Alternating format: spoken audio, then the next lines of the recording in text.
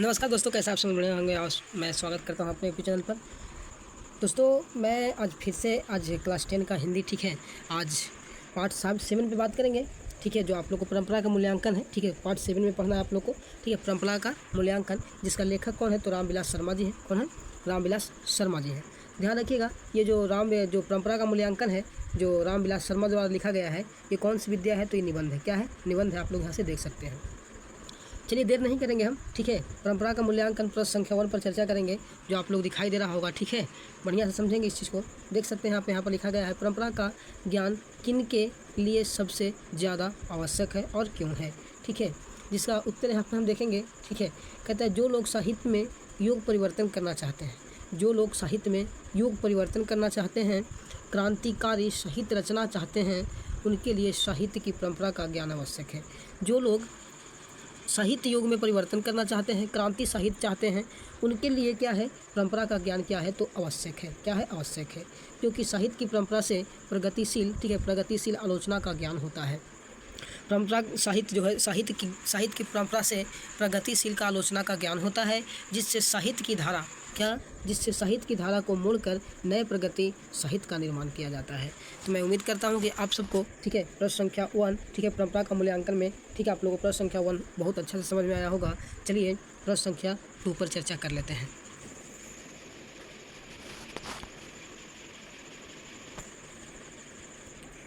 प्रश्न संख्या अगर 2 देखेंगे, यहाँ पर आप लोग देख सकते हैं, जातीय असीमता का उल्लेख किस प्रसंग में, ठीक है, उल्लेख करता है और उसका क्या महत्व है।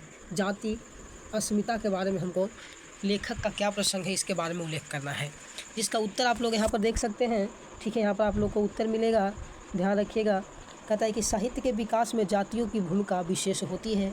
ठीक है, जन समुदाय जब एक व्यवस्था से दूसरी व्यवस्था में प्रवेश करता है, तब उनकी असीमता नष्ट हो जाती है। ध्यान रखिएगा, साहित्य के विकास में जातियों की भूमिका क्या होती है तो बहुत विशेष रहती है। जन समुदाय जब एक व्यवस्था से दूसरी व्यवस्था में जाता है तो उसका, ठीक है, असीमता क्या होती है? नष्ट हो जाती है। ध्यान रखिएगा, मानव समाज बदलता है और अपनी पुरानी असीमता कायम रखता है। मानव जो समाज है वो बदलता रहता है और अपनी पुरानी क्या होती है? पुरानी असीमता को कायम रखता है। जो तत्व मानव समुदाय को एक जाति के रूप में संगठित करते हैं, ठीक है, उनमें इतिहास और सांस्कृतिक परंपरा के आधार पर निर्मित यह अस्मिता का ज्ञान अत्यंत महत्वपूर्ण है। क्या है? अत्यंत महत्वपूर्ण है। ध्यान रखिएगा, जातीय अस्मिता साहित्य, ठीक है, साहित्यिक परंपरा का ज्ञान का वाहक है। समझे? चलिए आप इसको नोट करते चलिएगा, ध्यान रहे, एक भी क्वेश्चन को नहीं छोड़ना है, सबको नोट कर लेना है। अगर आपको हिंदी से पूछा जाए तो बिल्कुल इसमें नहीं चूकना है। ठीक है, चलिए प्रश्न संख्या 2 आप लोग को क्लियर किए हम। ठीक है, अब हम प्रश्न संख्या 3 पर चर्चा करते हैं। यहाँ से चर्चा करते हैं। आप लोग के सामने प्रश्न संख्या 3 आप लोग देख रहे होंगे। कहता है किस तरह समाजवाद और राष्ट्रीय आवश्यकता है। कहता है कि किस तरह, ठीक है, किस तरह समाजवाद हमारी राष्ट्रीय आवश्यकता है। ठीक है, इस प्रसंग में लेखक के विचारों पर प्रकाश डालें। कहता है कि किस तरह समाजवाद जो है राष्ट्रीय का आवश्यक है। ठीक है, इस पर लेखक का क्या है, इस पर विचार डालें। लेखक को क्या करना है? विचार डालें। ठीक है, अपने बात में कह सकते हैं। अगर हम कहीं ऊपर नीचे नहीं पढ़ते, अगर आप लोग को, जैसे मैं अभी बोला कि अभी इसको कुछ अलग प्रकार से मैंने पढ़ा कि लेखक के बारे में विचार का प्रकाश डालें या फिर लिखा गया है कि उल्लेख कीजिए, तो आप लोग इससे घबराइएगा नहीं, ध्यान रखिएगा। ठीक है, क्योंकि मैं पढ़ता हूँ ताकि आप लोग को समझ में आए। मैं आप लोग को शॉर्ट भाषा बनाने का प्रयास करता हूँ, करता रहूँगा। चलिए प्रश्न संख्या अगर हम 3 के उत्तर देखेंगे तो कहता है लेखक के अनुसार पूंजीवादी व्यवस्था में शक्ति का अव्यय होता है। ध्यान रखिएगा, लेखक के अनुसार कहना है कि पूंजीवाद जो होता है वो व्यवस्था में शक्ति का अव्यय होता है। देश के साधनों का सबसे अच्छा उपयोग समाजवादी व्यवस्था में ही क्या संभव है। अनेक छोटे बड़े राष्ट्र समाजवादी व्यवस्था कायम करने के बाद पहले की अपेक्षा अधिक शक्तिशाली हो गई है। अच्छा, थोड़ी सी हम समझेंगे बात को। कहते हैं कि अनेक छोटे बड़े जो राष्ट्र है वो समाजवादी व्यवस्था कायम करके ही, ठीक है, समाजवादी कायम करके ही क्या करते हैं तो ध्यान रखिएगा, उस शक्तिशाली बनते हैं। भारत की राष्ट्रीयता क्षमता का पूर्ण विकास समाजवादी व्यवस्था में ही संभव है। वास्तव में समाजवादी हमारी राष्ट्रीयता आवश्यकता है। समाजवादी क्या है? ठीक है, समाजवादी और पूंजीवाद आप लोग जानते होंगे, ठीक है। तो आप बताएंगे आप लोग यहाँ पर क्या आपको हिस्ट्री में पढ़ना होता है, समाजवाद क्या है, ठीक है, समाजवाद और क्या पूंजीवाद। ध्यान रखिएगा, कमेंट बताइए कि पूंजीवाद राष्ट्र कौन आते हैं, ठीक है, पूंजीवाद जो राष्ट्र है वो कौन आते हैं, कौन देश है, ठीक है, और समाजवाद कौन से देश आते हैं, कमेंट में बताएंगे आप लोग, ठीक है। तब तक हम आगे बढ़ते हैं, प्रश्न संख्या 4 पर जल्दी करेंगे, 10 वो क्वेश्चन है, ठीक है, क्योंकि जल्दी से आप लोग को करना भी है, ठीक है। चलिए बात करते हैं 4 पे। 4 को देखना चाहेंगे तो बड़ा ही मस्त प्रश्न आप लोग को यहाँ पर मिलेगा, बड़ा ही सुपर VVI क्वेश्चन है। परंपरा के मूल्यांकन में साहित्य के वर्गीय आधार का विवेक लेखक क्यों महत्वपूर्ण मानता है, ठीक है। परंपरा के मूल्यांकन में साहित्य की वर्गीय आधार क्या, मतलब इसमें लेखक जो है, लेखक क्यों महत्वपूर्ण मानता है, इस पर चर्चा करने हैं, जिसका उत्तर आप सब यहाँ पर देख सकते हैं, ठीक है। उत्तर यहाँ पर आप लोग देख लीजिए। उत्तर में देखेंगे, लेखक के अनुसार परंपरा के मूल्यांकन में साहित्य के वर्गीय आधार का ज्ञान महत्वपूर्ण है। इसका मूल्यांकन करते हुए सबसे पहले हम उस साहित्य का मूल्य निर्धारित करते हैं जो शोषक वर्गों के विरुद्ध जनता के हितों को प्रतिबिंब करता है, ठीक है, क्या करता है, प्रतिबिंब करता है, ठीक है। इसके साथ हम उस साहित्य पर ध्यान देते हैं जिसकी रचना का आधार शोषण जनता का श्रम है। ध्यान रखिएगा, कहता है लेखक के अनुसार परंपरा का मूल्यांकन में जो वर्गीय आधार है, साहित्य के वर्गीय आधार है, क्या है, साहित्य के वर्गीय आधार है, इसका ज्ञान महत्वपूर्ण रखता है, ठीक है। इसका मूल्यांकन करते हुए सबसे पहले हम उस साहित्य ध्यान रखिएगा यहाँ पर, उस साहित्य का मूल्य निर्धारित करते हैं जो शोषक वर्गों के विरुद्ध करता है, क्या है, शोषक वर्गों का विरुद्ध है। 4 नंबर आप लोग को कैसा लगा जरा कमेंट में बताइएगा, ठीक है। चलिए हम क्वेश्चन संख्या 5 पर बात करते हैं, प्रश्न संख्या 5 पर चर्चा करते हैं। अगर हम 5 देखें तो 5 आप लोग को मिलेगा, ये भी क्वेश्चन आप लोग को VVI है, कहता है साहित्य के निर्माण में, ठीक है, साहित्य के निर्माण में प्रतिभा की भूमिका, ठीक है, प्रतिभा की भूमिका, ठीक है, स्वीकार करते हुए लेखक किन खतरों से आगाह करता है। कहता है कि साहित्य के निर्माण के लिए कौन से खतरा है, ठीक है, कौन से खतरा है, इसके बारे में क्या करिए आगाह करता है, इसके बारे में यहाँ पर करना है, इसको समझते हैं, ठीक है, बड़ा बढ़िया से समझेंगे। लेखक साहित्य के निर्माण में प्रतिभाशाली मनुष्य की भूमिका निर्णायक मानता है। कहता है कि लेखक जो है वो साहित्य के निर्माण के लिए सबसे प्रभावशाली कौन है, तो मनुष्य है। किसका, मनुष्य का भूमिका क्या मानते हैं, प्रभावशाली मानते हैं। लेकिन उन्होंने इस संबंध में सावधान किया कि ये मनुष्य जो करते हैं, ठीक है, करते यहाँ पर है होगा, ठीक है, करते हैं वह सब अच्छा ही होता है। मनुष्य जो भी करता है कार्य, ठीक है, मनुष्य जो भी कार्य करता है वो क्या होता है, सब अच्छा होता है। ध्यान रखिएगा, क्या होता है, सब अच्छा ही होता है। यह आवश्यक नहीं, उनके श्रेष्ठ रचना में दोष नहीं हो सकता, ऐसे कोई बात नहीं। उनकी कृतियाँ एवं दोषमुक्त मान लेना साहित्य के विकास में, ठीक है, खतरनाक सिद्ध हो सकता है।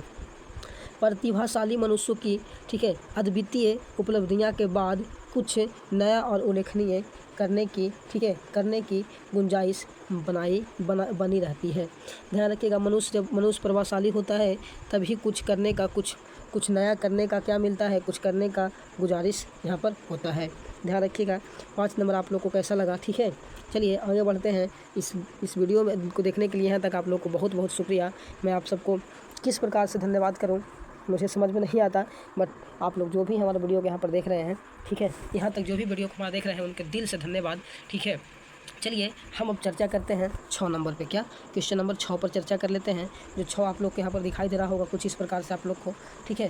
कहता है 6, साहित्य का कौन सा पक्ष अपेक्षाकृत अस्थायी है, ठीक है, अस्थायी है, इस संबंध में लेखक की राय स्पष्ट करें। कहता है साहित्य का कौन सा जो पक्ष है वो अस्थायी है, ठीक है, इसके बारे में लेखक का क्या राय है स्पष्ट करना है। इसका उत्तर यहाँ से मिलेगा, आप लोग देख सकते हैं। इसका उत्तर देखेंगे यहाँ से, साहित्य मनुष्य के संपूर्ण जीवन में संबंधता है, ठीक है। आर्थिक जीवन के अलावा मनुष्य एक प्राणी के रूप में भी क्या अपना जीवन व्यतीत करता है। कहता है कि साहित्य मनुष्य के संपूर्ण, ठीक है, संपूर्ण जीवन में सब संबंध है, क्या है, संपूर्ण जीवन में से संबंध है। आर्थिक जीवन के अलावा मनुष्य एक प्राणी के रूप में, ठीक है, भी अपना जीवन क्या करता है, व्यतीत करता है। ध्यान रखिएगा, ठीक है। साहित्य में उनकी बहुत ही आदिम, ठीक है, आदिम भावनाएं प्रतिफलित, ठीक है, होती है, और जो उसे प्राणी मात्र से ठीक है जोड़ती है। इस बात को बार बार कहने में कोई हानि नहीं है कि साहित्य विचारधारा मात्रा नहीं है। क्या है, ठीक है, इसमें कोई गलत हम नहीं कह सकते हैं। साहित्य क्या है, तो विचारधारा मात्रा नहीं है, ध्यान रखिएगा। ठीक है, 8वें मनुष्य, ठीक है, 8वें मनुष्य का इंद्रियां बोध उसकी भावनाओं की ठीक है व्यजित होती है। ठीक है, साहित्य का यह पक्ष अपेक्षाकृत अस्थायी होती है, ध्यान रखिएगा। तो हमको उम्मीद है कि आप सबको बहुत अच्छा लगा होगा वीडियो। ठीक है, चलिए हम क्वेश्चन नंबर 7 पे बात कर लेते हैं, ध्यान रखिएगा। ठीक है, क्वेश्चन कट जा रहा है ना, हल्का सा छोटा कर लेते हैं। चलिए ठीक है, क्वेश्चन नंबर 7 पर चर्चा कर लेते हैं। ठीक है, जल्दी खींचने का प्रयास कर रहे हैं क्योंकि 7 मिनट का वीडियो हो चुका है यहाँ से ही। ठीक है, सॉरी, कितना 13 मिनट का वीडियो हो चुका है। अभी हमारे पास 3 क्वेश्चन और हैं। कहता है बहुजातीय राष्ट्रीय की हैसियत, ठीक है, हैसियत से कोई भी देश भारत का मुकाबला क्यों नहीं कर सकता है। बहुजातीय राष्ट्र के हौसला से, ठीक है, हैसियत से, ठीक है, हैसियत से कोई भी देश भारत का मुकाबला क्यों नहीं कर सकता है, इसके बारे में लिखना है। ठीक है, यहाँ देखेंगे इसका उत्तर। कहता है कि संसार का कोई भी देश बहुजातीय राष्ट्र की हैसियत से, ठीक है, इतिहास को ध्यान में रखें तो ठीक है भारत का मुकाबला नहीं कर सकता। क्या करता, भारत का मुकाबला नहीं कर सकता। यहाँ राष्ट्रीयता एक जाति द्वारा दूसरी जातियों पर राजनीतिक प्रादुर्भाव, ठीक है, कायम करके स्थापित नहीं होता है। यहाँ राष्ट्रीयता एक जाति या दूसरी जाति पर ठीक राजनीतिक प्रभाव बना करके यहाँ पर आप कायम नहीं कर पाएंगे, ध्यान रखिएगा। वह क्या मुख्य संस्कृति और इतिहास की देन है। ठीक है, क्या यहाँ के जो भी मतलब क्या कहते हैं, राष्ट्रीयता जो भी है संस्कृति और इतिहास का देन है। इस देश की तरह अन्यत्र साहित्य परंपरा का मूल्यांकन महत्वपूर्ण नहीं है। अन्य देश की तुलना में इस राष्ट्र में सामाजिक विकास में कवियों की विशिष्ट भूमिका रही है। और अदर देश से ज़्यादा यहाँ पर आप लोग के यहाँ पर देखने को मिला है कवियों का भूमिका। जैसे आप लोग को मिलेंगे स्वामी दयानंद मिलेंगे, आप लोग को कवि में बहुत अच्छा थे धार्मिक को लेकर के। ठीक है, विवेकानंद जी मिलेंगे, राजा राम मोहन राय जी मिलेंगे। ठीक है, चलिए अब 8 नंबर पर बात करते हैं, थोड़ा जल्दी ठीक है खींचते हैं ताकि आप लोग को लेट ना लगे। ठीक है, 8 नंबर देख लेते हैं। अगर 8 नंबर देखेंगे तो कहता है राजनीतिक, ठीक है, राजनीतिक मूल्यों से साहित्य के मूल्य अधिक स्थायी कैसे होते हैं। ठीक है, राजनीतिक मूल्य से साहित्य के मूल्य, ठीक है, अधिक अस्थायी कैसे होती है, इस पर ध्यान देना है। कहता है उत्तर इसका कहता है लेखक कहते हैं कि साहित्य के मूल्य राजनीतिक मूल्य की अपेक्षा अधिक अस्थायी है। क्या है, लेखक कहते हैं कि साहित्य के मूल्य राजनीतिक के मूल्य के अपेक्षा अस्थायी क्या है, अधिक है। अस्थायी जो है अधिक अस्थायी है, ध्यान रखिएगा। ठीक है, यहाँ पर आगे इसकी, ठीक है, इसकी पुष्टि में अंग्रेज कवि टेनिसन द्वारा लैटिन कवि, ठीक ना, वर्जिल पर चर्चित उस कविता की चर्चा करते हैं। ठीक है, जिसमें कहा गया है कि रोमन साम्राज्य का वैभव समाप्त हो गया, पर वर्जित के काव्य सागर की ध्वनि, ठीक है, हमें आवाज़ भी सुनाई देती है और ठीक है हद को आनंद विह्वल कर देती है। ठीक है, ध्यान रखिएगा। एक बात हम बताएं आप लोग को, समझेंगे गौर से, समझना ये है आप लोग को। ठीक है, क्या समझना ये है, कहता है कि लेखक कहते हैं कि साहित्य के मूल्य राजनीतिक के मूल्यों की अपेक्षा क्या है, अधिक है। जो साहित्य हमारे यहाँ भारत में जो साहित्य है, ठीक है, वो राजनीतिक मूल्यों से क्या है, अधिक है। अधिक इसका क्या, इसको अधिक लोग मानते हैं, ध्यान रखिएगा। चलिए ठीक है, 9 नंबर प्रश्न पर बात कर लेते हैं। ठीक है, 9 नंबर देखेंगे तो कहता है भारत की बहुजातीयता, ठीक है, मुख्य संस्कृति और इतिहास की देन है कैसे। ठीक है, उत्तर इसका देखेंगे, बहुत अच्छा प्रश्न है, VVI है। क्या है, VVI आप लोग को प्रश्न है 2025 बोर्ड के लिए बहुत ही इंपॉर्टेंट क्वेश्चन ये वाला है, ध्यान रखिएगा, याद रख लीजिए आप लोग। ठीक है, चलिए ठीक है, आप ही के बात पर क्या करते हैं, इसको थोड़ी सी कलर को चेंज करते हैं ताकि बताने में बढ़िया लगे। ध्यान रखिएगा, VVI क्वेश्चन है। क्या है, तो VVI का मतलब जानते हैं ना, वेरी इंपॉर्टेंट, जानते हैं ना आप लोग। ठीक है, वेरी इंपॉर्टेंट क्वेश्चन है, ध्यान रखिएगा। कहता है कि उत्तर इसका कहता है कि भारतीय सामाजिक विकास में व्यास, ठीक है, व्यास और वाल्मीकि जैसे कवियों की विशेष भूमिका रही है। भारत का सामाजिक विकास में 2 व्यक्ति का नाम बताया जाता है, एक वेद व्यास और एक वाल्मीकि। चलिए बताएंगे वेद व्यास किसका लेखक थे और वाल्मीकि किसका लेखक थे। ठीक है, चलिए इसके बाद इसका उत्तर हम लास्ट में चर्चा कर लेंगे। वेद व्यास जी किनका लेखक थे, क्या चीज़ लिखे थे, ठीक है, वाल्मीकि जी कौन से लिखे थे, इसके बारे में कमेंट करके जल्दी से बताइएगा। महाभारत और रामायण भारतीय साहित्य को एकता स्थापित करती है। इस देश के कवियों ने, ठीक है, अनेक जाति की असीमता, ठीक है, असीमता के सहारे यहाँ संस्कृति का निर्माण किया। भारत में विभिन्न जातियों का मिला जुला इतिहास रहा है। ठीक है, ठीक है, समरसता स्थापित करना सिखाया है। और यही भाव राष्ट्रीयता की जड़ को, ठीक ना, मजबूत करता है। यहाँ पर मजबूत होगा, ठीक है, मजबूत, ठीक है, मजबूत किया है।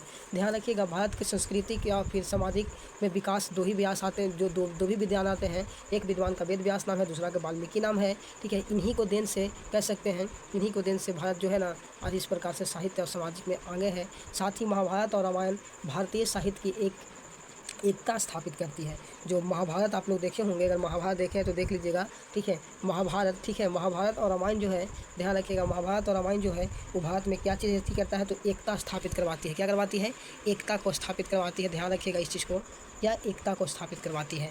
9 नंबर क्वेश्चन बहुत ही इंपॉर्टेंट था, 9 नंबर वाला को ध्यान रखिएगा आप लोग, ठीक है। इसको नोट बढ़िया से कर लीजिएगा, अगर नहीं समझ में आया तो कमेंट में बताइएगा, कमेंट कीजिएगा, ठीक है। फिर से इस पर हम वीडियो बनाएंगे या फिर PDF आप लोग देख लीजिएगा। अच्छा, हम बात किए थे कि वेद व्यास और वाल्मीकि। ध्यान रखिएगा, वेद व्यास महाभारत का लेखक है। कौन है? महाभारत का लेखक वेद व्यास है, महर्षि वेद व्यास, ठीक है। महाभारत के लेखक मिल जाएंगे, ठीक है। महाभारत के लेखक कौन है? तो आप लोग को मिलेगा वेद व्यास मिलेंगे। वही वाल्मीकि जी हैं रामायण का, क्या? महर्षि वाल्मीकि रामायण का है, ठीक है। ध्यान रखिएगा कैसा लगा क्वेश्चन आप लोग को, ठीक है। चलिए 3 नंबर पर चर्चा कर लेते हैं, ठीक है।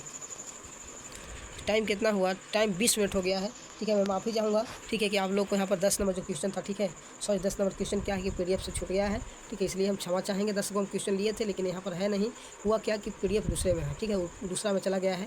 अगले क्लास में इसके करा देंगे, ठीक है। तो चलिए 9 नंबर में 1 से लेकर के 9 नंबर तक आप लोगों को क्वेश्चन करवाया हूँ। मैं उम्मीद करता हूँ कि आप सब ज़बरदस्त और मस्त से पढ़ाई कर रहे होंगे, अपनी तैयारी में व्यस्त होंगे, ठीक है। 2025 के हार्दिक शुभकामनाएं आप लोगों को। जैसे 2025 आएगी, ठीक है, सारी आप लोगों को सब्जेक्टिव फिर ऑब्जेक्टिव हम कराएंगे, ठीक है। लेकिन अभी आप लोग को ऑब्जेक्टिव हम नहीं करा रहे हैं, इसलिए नहीं करा रहे हैं कि आप सबको अगर अभी से ऑब्जेक्टिव कराया जाए तो आप सब अभी इसको याद नहीं कर पाएगा, इसलिए अभी सब्जेक्टिव बनाइए। ऑब्जेक्टिव तो कल ही से ही मिल जाता है आप लोग को, ठीक है। ध्यान रखिएगा। तो चलिए मिलते हैं अगले वीडियो में। जय हिंद, नमस्कार दोस्तों।